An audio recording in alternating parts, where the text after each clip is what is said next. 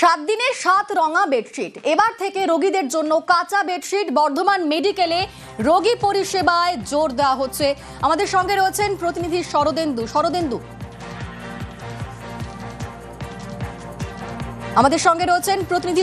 তার সঙ্গে কথা বলবো আমরা। এবার থেকে রোগীদের জন্য কাঁচা বেডশিট, 7 দিনে 7 রঙা বেডশিট। শরদেন্দু, রোগী পরিষেবায় জোর দিচ্ছে বর্ধমান মেডিকেল। একেবারেই দেখো যে বরাবরই সরকারি হাসপাতালের মলিন বিছানা এবং নোংরা, সেই বিষয়গুলো বরাবরই রোগী এবং রোগীর আত্মীয়রা অভিযোগ করে আসছিলেন।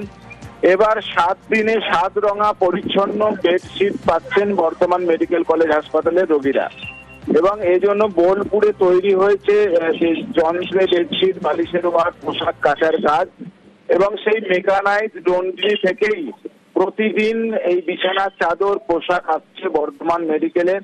পাশাপাশি কাজ যাচ্ছে বোলপুর মহকুমা হাসপাতাল এবং রামপুরহাট মেডিকেল কলেজ হাসপাতালেও। এই যে পরিচ্ছন্ন পরিবেশ, এর ফলে কিন্তু একদিকে যেমন সংক্রমণের আশঙ্কা কমবে, তেমনি মানসিকভাবে রোগীরা অনেকটাই ভালো থাকবেন, এমনটাই মনে করছেন রোগীর আত্মীয় পরিজনরা। বর্ধমান মেডিকেল এ ব্যাপারে আগেই স্বাস্থ্য দপ্তরকে জানিয়েছিল এই ধরনের একটা মেকানাইজ লন্ড্রি তারা তৈরি করতে চান, কিন্তু বর্ধমান মেডিকেল কলেজ হাসপাতাল চত্বরে সেই জমি মেলেনি।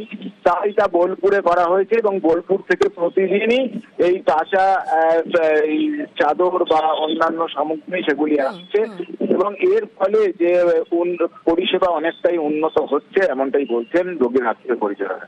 ধন্যবাদ শরদেন্দু। খুব ভালো উদ্যোগ।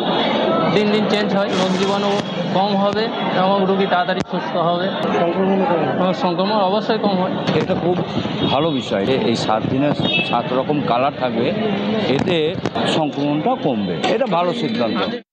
আমরা স্বাস্থ্য ভবনকে অনেকদিন ধরেই আর্জি জানাচ্ছিলাম যেটা যদি মেকানাইজড লন্ড্রি করা যায়, খুব সুন্দরভাবে বেডশিট এগুলো মেনটেন হবে এবং এগুলো জীবাণুমুক্ত করা সম্ভব হবে, কেন ওনারা বৈজ্ঞানিক পদ্ধতিতে এই জিনিসটা করবে। স্বাস্থ্য ভবন তারপরে এইটাতে রাজি হন। বোলপুরে ওনারা সেন্ট্রালাইজড একটা মেকানাইজড লন্ড্রি করেন।